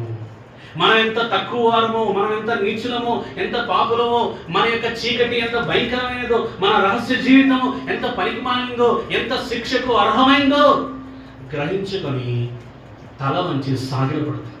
ప్రభువా మన్నించు అని అడుగుతాం. ఈ మాటలు వింటున్నటువంటి పిల్లరా, మీరిలాగా ఎప్పుడైనా మీ జీవితంలో ఇటువంటి సందర్భం ఉందా? నేను యవనస్తుడిగా ఎదుగుతా ఉన్నప్పుడు మా మేనమామ ఒక మాట అడిగాడు. అబ్బాయి, నీ జీవితంలో ఒక్కసారైనా, ఎప్పుడైనా నీ పాపపు స్థితి గురించి దేవుని ఎదుట తగ్గించుకొని కన్నీరు కార్చిన అనుభవం, సందర్భం ఒక్కటైనా ఉందా? అప్పటికి నేను చెప్పాను, ఉంది మామయ్య. Because by the time I am a saved person, I was a restored person. నేను అదే ప్రశ్న మీ ముందు ఉంచుతాను. సీమోను లాంటి అనుభవం మీ జీవితంలో ఒక్కసారైనా వచ్చిందా? ప్రభువా నేను ఊరికే పైపైన కాదు, యథార్థంగా, హృదయపూర్వకంగా ఆ సుంకరి చెప్పినట్టు అతడు దూరముగా నిలబడ్డాడు. ఎందుకంటే దేవునికి దగ్గరగా వచ్చేటువంటి ధైర్యం లేదు, అపవిత్రుడిని, పాపిని అన్నటువంటి భావన తనది. ఆకాశం వైపు కళ్ళెత్తడానికి ధైర్యం లేదు, ఎందుకంటే ఆకాశమైన సింహాసనము, భూమి అయిన పాదపీఠం. దేవుని వైపు కళ్ళెత్తి చూసే ధైర్యం లేక రొమ్ము కొట్టుకొనొచ్చు. ఓ ప్రభువా పాపిని నన్ను కనికరించు, అన్నటువంటి కేక నీ జీవితంలో ఒక్కసారైనా వేశారు. చాలామంది వేసిన వాళ్ళే, ఇంకా వేయని వాళ్ళ గురించి నేను ఈ మాట చెప్తున్నాను. ప్రియమైన సంఘమా, ఒకవేళ అటువంటి అనుభూతి లేకపోతే మీరు ఇంకా సరైనటువంటి సంబంధంలోనికి రాలేదు యేసు ప్రభుతో, సరిగ్గా ఆయన ఇంకా అర్థం చేసుకోలేదు. ఇంకా మీరు ఆయనను ఏలియా అనుకుంటున్నారు, అద్భుతాలు చేసేవాడని, ఎర్మియా అనుకుంటున్నారు, లేకపోతే బాప్తీసు ఇచ్చే యోహాను అనుకుంటున్నారు, ఓ ప్రవక్త అనుకుంటున్నారు. కానీ ఆయన పరిశుద్ధుడు, నీ రక్షకుడు ఆయన గుర్తించలేదు. ఇంకా ఈ రోజున దేవుని వాక్యాన్ని చేతపట్టుకొని దేవుని సేవకునిగా మీకు పిలిపిస్తున్నాను. మీరు ప్రభువుని ప్రభువులాగా చూసారా? ఆయన పరిశుద్ధతను చూసారా? ఆయన గొప్ప అద్భుతాన్ని చూసారా? ఆయన శిలువ యాగాన్ని చూసారా? అది చూస్తే నేను పాపిని అని మీరు గుర్తుపట్టుకోగలిగారా? ఒప్పుకుంటున్నారా? అవును, నా బ్రతుకు, నా అంతరంగం, నా మాటలు, నా చేష్టలు, నా వైఖరి పాపము. ఓ దేవా, పరిశుద్ధుడైన నీ ఎదుట నేను పాపినయ్యా, నన్ను కనికరించు అన్నటువంటి కేక ఎప్పుడైనా వేశారా? అలా వేయకపోతే ఈరోజు ఈ సమయాన్ని ఉపయోగించుకోండి, యథార్థంగా ఒప్పుకోండి. బైబిల్లో 2 రాజులు ఉన్నారు. 2 సమూయేలు మొదటి గ్రంథంలో, ఒకరు మొదటి గ్రంథంలో, రెండవ గ్రంథంలో కనపడతారు. ఒక అతని పేరు సౌలు. 15వ అధ్యాయంలో అమాలేకీయులను చంపమంటే చంపకుండా కొద్దిమందిని శేషించి ఉంచుతాడు. నువ్వు పాపం చేశావని సమూయేలు హెచ్చరించినప్పుడు ఒప్పుకుంటాడు. సౌలు ఏమనంటాడో తెలుసా? నేను పాపం చేసేదని, అయినా కూడా ప్రజల ముందు నా పరువు తీయొద్దు. తప్పు చేశాను ఒప్పుకుంటున్నాడు, కానీ ఆ ఒప్పుకోల్లో యథార్థత లేదు, ఆ ఒప్పుకోల్లో పశ్చాత్తాపం లేదు, ఆ ఒప్పుకోల్లో నిజాయితీ లేదు. ఏదో మాట వరుసకు పైపైన ఒప్పుకుంటున్నాడు, నేను పాపం చేశాను, కానీ నువ్వు నాతో పాటు వచ్చి బలి అర్పించాలి, ఎందుకంటే ప్రజల ముందు నా పరువు తీయొద్దు. కొన్ని సంవత్సరాల తర్వాత, ఇతని తర్వాత దావీదు రాజు అయ్యాడు. 2వ సమూయేలు గ్రంథం 11వ అధ్యాయంలో మనం చదువుతాం. బెత్షెబాతో పాపం చేస్తాడు. ఆ తర్వాత అధ్యాయంలో మనం చూస్తే కనుక నాతాను వచ్చి, ఆ మనిషివి నువ్వే, నీ దగ్గర ఎన్నో గొర్రెపిల్లలు ఉండగా పక్కన వాడి గొర్రెపిల్ల తీసుకొని ఆశించింది నువ్వే, ఆ పాపం చేసింది నువ్వే, దోషివి నువ్వే అని నాతాను హెచ్చరించినప్పుడు దావీదు కూడా అన్నాడు. ఏమన్నాడు తెలుసా? నేను పాపము చేసేదని అన్నాడు. అప్పుడు నాతాను అంటాడు, నీవు చావకుండానట్లు దేవుడు నీ పాపాన్ని పరిహరించాడు. నేను పాపము చేశానని ఒక మాటలో చెప్పాడు, కానీ తను ఎంత పశ్చాత్తాపడ్డాడంటే తన ఒప్పుకోల్ని ఒక కీర్తనలాగా రాసి పబ్లిక్గా అందరికి ఇచ్చేశాడు. తను పాపాన్ని దాచుకోలేదు. తన దిగజారుడు తనాన్ని యథార్థంగా దేవుని ఎదుట, మనుషుల ఎదుట ఒప్పుకున్నాడు. దావీదు ఒప్పుకోల్లో యథార్థత, దావీదు ఒప్పుకోల్లో నిజాయితీ, దావీదు ఒప్పుకోల్లో కన్నీరు, బాధ, వేదన. అయ్యా, నీ ఎదుట ఎల్లప్పుడూ నా పాపము కనబడుతుందని వెనకొట్టబడ్డాడు, నలగొట్టబడ్డాడు. అదండి నిజమైన ఒప్పుకోలు, అది నిజమైన పశ్చాత్తాపం. ఈ రోజు పైకి దేవా నేను కూడా పాపిని, నన్ను కనికరించు, నా హృదయంలోనికి రా, నీ రక్తంతో నన్ను కడుగు, ఈ ఒట్టి మాటలు కట్టిపెట్టండి. యథార్థంగా పేతురు వలె సాగిలపడి, ప్రభువా నేను పాపిని, నీ ఎదుట ఉండటానికి నేను యోగ్యుడిన కాదు, నా బ్రతుకు ఘోరం, అద్భుతమైన కల దేవుడు ఇది కోరుకుంటున్నాడు. మనం ఇప్పుడు ఒక చిన్న ప్రార్థన చేద్దాం. దానికంటే ముందు మత్తయి సువార్త 11వ అధ్యాయంలో యేసు ప్రభు ఏ గ్రామాల్లో చూడండి ప్రకటిస్తూ వచ్చాడో ఆ గ్రామాల్ని మరొకసారి దర్శిస్తూ వచ్చాడు. 11వ అధ్యాయం 20 వచనం చదవండి. గట్టిగా. ఏ పట్టణములలో ఆయన విస్తారమైన అద్భుతములు చేసెనో, ఏ పట్టణములో విస్తారమైన అద్భుతములు చేసెనో ఆ పట్టణములో వారు మారు మనసు పొందకపోవటం వలన ఆయన వారిని గద్దింపసాగెను. ఆయన వారిని ఇలా గద్దింపసాగెను. అయ్యో కొరాజీనా, ఇదిగో కొరజీనా, అయ్యో బెత్సైదా, నీ మధ్య చేయబడిన అద్భుతాలు తూరు సీదోను లాంటి పరాయి దేశంలో చేయబడితే ఆ పట్టణంలో వారు పూర్వమే ఇంతకు ముందే గోనె పట్ట కట్టుకొని బూడిద వేసుకొని మారు మనసు పొంది ఉందరు. చాలు. ఇక్కడ గమనించండి, ఇంతకుముందు ఒకసారి వచ్చాడు ఆ పట్టణాల్లో, అద్భుతాలు ఆశ్చర్యక్రియలు చేశాడు. మళ్ళీ కొంతకాలం తర్వాత వచ్చినప్పుడు యేసు ప్రభు వాళ్ళ దగ్గర నుంచి ఏం ఎక్స్పెక్ట్ చేశాడు? అద్భుతాలకు ప్రతిగా వాట్ డిడ్ హి ఎక్స్పెక్ట్? ఏం ఎక్స్పెక్ట్? కానుకలు ఎక్స్పెక్ట్ చేయలేదు, మారు మనస్సును కోరుకున్నాడు. ఒరే మీరు ఇన్ని అద్భుతాలు చూసి ఇంకా మారు మనసు పొందలేదా అని వారిని గద్దించాడు. ఇంతకుముందు ఆశీర్వదించిన వాడు ఇప్పుడు గద్దిస్తున్నాడు, పోలిక చెప్తున్నాడు. మీలో చేయబడిన అద్భుతాలు పక్కన దేశంలో చేస్తే వారు ఎప్పుడో గోనె పట్టు కట్టుకొని మారు మనసు పొందుండేవారు, మీరెందుకు ఇంకా కఠినంగా ఉంటున్నారని గద్దించాడు. ప్రియులారా, దేవుడు అద్భుతాలు చేస్తున్నాడంటే ఆయన నీ దగ్గర మారు మనస్సు కోరుకుంటున్నాడు. దేవుడు అద్భుతాన్ని చూసినప్పుడు నువ్వు ఆయన ఎవరో గుర్తుపట్టాలని కోరుకుంటున్నాడు. దేవుడు నీ జీవితంలో అద్భుతాలు చేస్తున్నప్పుడు నిన్ను నువ్వు తగ్గించుకోవాలని కోరుకుంటున్నాడు. దేవుని అద్భుతాలు నువ్వు చూసినప్పుడు అద్భుతాల వెనకాల పరిగెత్తకుండా అద్భుతకరుడు వైపు తిరగాలని కోరుకుంటున్నాడు. ఆయనతో ఉండాలని కోరుకుంటున్నాడు. ఇవాళ రేపు క్రైస్తవ సమాజం అద్భుతాల వెనకాల పరిగెడుతుంది, ప్రవచనాల వెనకాల పరిగెడుతుంది, ఆశ్చర్యక్రియల వెనకాల పరిగెడుతుంది. వింటున్నారు, అద్భుతాలు పొందుతున్నారు. ఎక్కడున్నారు వాళ్ళు? ఎంతమంది రక్షణ పొంది బాప్తిసం తీసుకొని సంఘంలో ఉంటున్నారు? ఇదొక పిచ్చి పట్టింది జనాలకి. అద్భుతాలు అద్భుతాలు అద్భుతాలు అద్భుతాలు పొందుతున్న నీవు మారు మనస్సు పొందాలి కదా. పేతురు అద్భుతం చూశాడు, మారు మనస్సు పొందాడు. నీ సంగతి ఏంటి? నీ సంగతి ఏంటి? నీలో పాపిని నువ్వు చూసుకున్నావా? ఆ కలవరి శిలువలో వేలాడిన యేసు ప్రభువులో రక్షకుని చూసావా? దేవుడు అంటే ఎవరినో చంపాలి, ఏదేదో చేయాలి. దేవుడు అంటే చనిపోవడం ఏంటి? ఎప్పుడన్నా ఆలోచించావా? నీకోసం యేసు ప్రభు చనిపోయాడు అని ప్రకటిస్తున్నావేంటి? దేవుడు అంటే నరకాలి, చంపేయాలి, పొడి చేయాలి, తల తీసేయాలి, కానీ దేవుడు మౌనంగా చనిపోవడం ఏంటి? అవును, పాపానికి ప్రక్షాళన జరగాలంటే, పాపానికి ప్రాయశ్చిత్తం జరగాలంటే, మానవ కోటికి అంటుకున్న ఈ జాడ్యము విరుగుడు కావాలంటే దేవుడే తన రక్తాన్ని మనిషికి ప్రతిగా ఇవ్వాలి. దేవుడే ఈ పాపాన్ని కడగటానికి పరిశుద్ధమైన రక్తాన్ని చిందించాలి. అంతకు మినహాయించి వేరే అవకాశమే లేదు, వేరే దారి లేదు. దారి ఉంటే దేవుడు అదే చేసి ఉండేవాడు. దేవుడే నరుడిగా దిగి వచ్చాడు. ఆయన యేసు ప్రభు. ఈరోజు ఇది నమ్మాలి.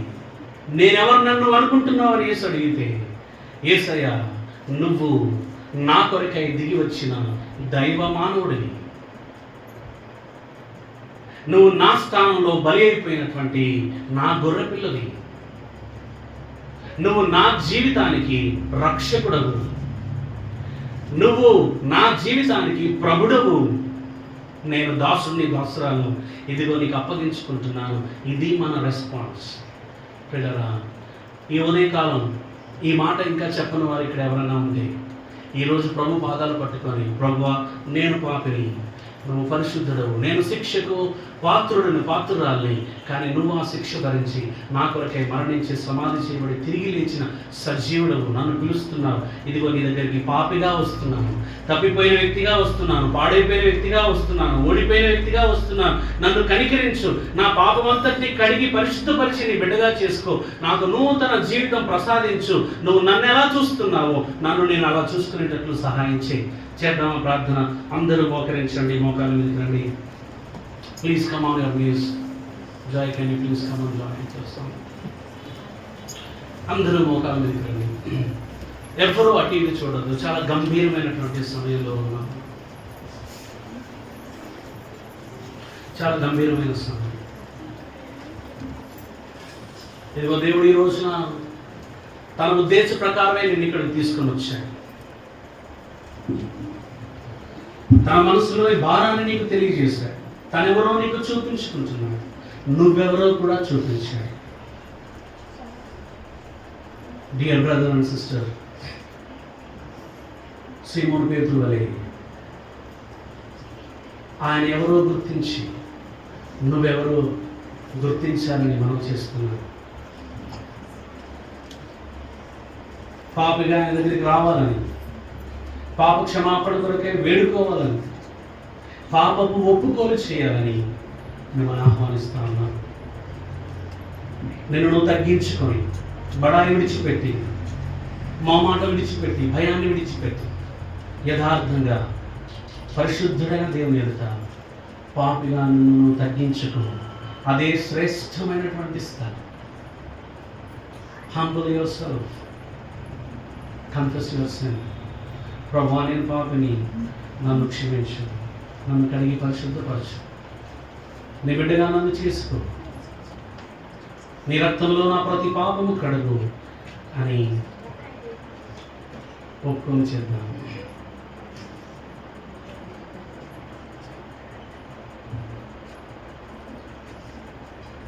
అటువంటి వారు ఎవరైనా ఉంటే పరిశుద్ధాత్మ చేత ప్రేరేపించబడుతూ నిజంగా దేవుని ఎదుట క్షమాపణ వేడుకుంటా ఉంటే, రక్షణ తీర్మానం చేస్తూ ఉంటే, అటువంటి వారు మీ చేయి కనబడేటట్లు చూపించండి. మీ గురించి మేము ప్రార్థన చేస్తాం. We want to pray for you. Can we see your hands? ఎవరిని అటు ఇటు చూడకండి, మిమ్మల్ని ఎవరు చూడట్లేదు. సిస్టర్ గాడ్ బ్లెస్ యూ అమ్మా. సిస్టర్ గాడ్ బ్లెస్ యూ అమ్మా. సహోదరి దేవుడు నిన్ను నీ తీర్మానాన్ని దీవించిన గాక. అక్క దేవుడు నీ తీర్మానాన్ని దీవించి బలపరచిన గాక. సహోదరి మా సహోదరి అక్క చెల్లి దేవుడు నీ చేయి పట్టుకొని పైకి లేవనెత్తును గాక. నిన్ను క్షమించి తన రక్తంతో కడుగును గాక. చేయించండి. ఇంకెవరైనా ఉన్నారా? బయట ఎవరైనా చూడండి. దేవుడు మీ యొక్క సమాధానం కొరకే చూస్తున్నాడు, మీ ఒప్పుకోలు కొరకే చూస్తున్నాడు. God bless you sister. God bless you sister. అయ్యా పెద్దయినా దేవుడి తీర్మానాన్ని దీవించి బలపరచును గాక. God bless you. God bless you my brother. దేవుడి తీర్మానాన్ని దీవించును గాక, ముద్రించును గాక. నిన్ను కూడా దేవుడు గొప్పగా ఆశీర్వదించి నిలబెట్టును గాక, చెక్కును గాక. ప్రార్థన చేసుకుందాం.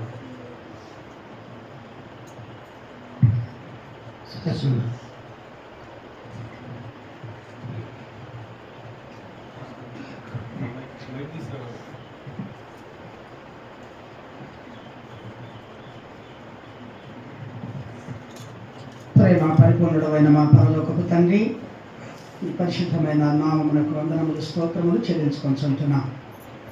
ఈ మధ్యాహ్న కాల సమయంలో ప్రభా మరి బేతేలు ప్రార్థనా మందిరంలో నేటి దినం జరుగుతున్న ఈ ప్రత్యేక కూడికలో ఈ మొదటి సెషన్లో మా తండ్రి మీ దాసుని మీరు అభిషేకించి తీసుకొని వచ్చిన వర్తమానంకై వందనాలు. ఈ యొక్క ప్రత్యేక కూడిక యొక్క ఉద్దేశాన్ని మొట్టమొదటిసారి రివీల్ చేయబడి సీమోను బరియోనా నీవు పేతురువు అని పలుకబడిన ప్రభు చేత పేతురు సంధించబడిన ఆ మొదటి మాటతో పేతురు జీవితంలో కలుగుతూ వచ్చిన ఆ యొక్క మార్పుల పరిణామం మేము చూస్తూ వచ్చాం. చివరకు తను ఆయన ఎవరో అని ఎరుగని స్థితిలో ఉన్న వ్యక్తి చివరకు ప్రభువా నేను పాపిని అని ఒప్పుకునే స్థాయికి పేతురు నడిపించబడుతూ వచ్చాడు. ఈనాడు మా జీవితాల్లో మేము విశ్వాసులుగా కొనసాగుతూ ఏళ్ల తరబడి నీ మందిరానికి నడిపించబడుతూ నీ వాక్యము చేత నీ యొక్క బోధన చేత మేము సంధించబడుతూ ఉన్నప్పటికీ సరైనటువంటి గ్రహింపు లేని, పాపపు ఒప్పుకోలు లేని, మార్పు లేని జీవితాలతో కొనసాగుతున్న మా జీవితాలలో నేటి దినము ఒక శ్రేష్టమైన దినముగా మీరు మాకు అనుగ్రహించి ఆ పేతురు ఎలా దైవ ప్రత్యక్షతలోనికి నడిపించబడి ఒక అద్భుతమైన రాయిగా దేవుని చేతిలో వాడబడే సాధనంగా హతసాక్షిగా చేయబట్టానికి తీర్చిదిద్దబడుతూ వచ్చాడు. ఏ రూపము కనపడని రాయిలో నుంచి ఒక అద్భుతమైన శిల్పాన్ని నీవు చెక్కి ఆవిష్కరించి భూదిగంతాలలోని సాక్షిగా వాడుకున్న పేతురు యొక్క జీవితాన్ని మా ముందు పెట్టారు. ఈనాడు ఈ మాటలు, ఈ వాక్యము మా ఆత్మీయ జీవితాలకు మేలు కలిగించేదిగా ఉండటకై సహాయం చేయండి.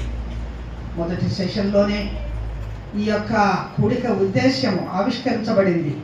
ఇది మిగతా 2 సెషన్స్లో కూడా మా ప్రభువ పూర్తి ఆవిష్కరణలోకి నడిపించబడి పేతురు జీవితంలోని ఆ యొక్క సంఘటనలు, ఆ మార్పు చెందిన పరిణామాలు మా జీవితాల్లో కూడా మేము పొందుకున్న వారమై ఈ స్థలము నుంచి ఒక నూతనమైన గొప్పదైన రక్షణానుభవం కలిగిన తీర్మానంతో వెళ్ళగలుగుటకు సహాయం చేయమని వేడుకుంటున్నా. నీ దాసుని ఈ రీతిగా మీరు బలపరిచి వాడుకున్నందుకై వందనాలు. మా ప్రభువ వాతావరణ అననుకూలత మా మధ్య ఉన్నప్పటికీ మా ప్రాణాత్మ దేహాలు నీ వైపు కేంద్రీకరించి నీ సన్నిధిలో నీ స్వరమును వినగలుగుటకు మాకు ఇచ్చిన ఈ శుభతరుణాన్ని బట్టి వందనాలు చెల్లిస్తూ మిగతా సమయం అంతటిని కూడా మాకు ఆశీర్వాదకరంగా చేయండి. ఈ సమయంలో ఎవరైతే ప్రభువా వారు ఒక నూతనమైన తీర్మానం చేసుకొని వారి హస్తాలు ఎత్తి చూపించినారో వారిని కూడా మీరు మీ హస్తాలతో పట్టుకొని వారి యాత్ర జీవితంలో నడిపించి ఒక శుభప్రదమైన మార్పు చెందిన జీవితంలోనికి అనుభవంలోనికి నడిపించి వారిని మీ కొరకు మంచి సాక్షులుగా మీరే తీర్చిదిద్ది మహిమ పొందమని యేసు ప్రభు పరిశుద్ధమైన నామములో ప్రార్థించి వేడుకొంచున్నాము తండ్రి. ఆమేన్.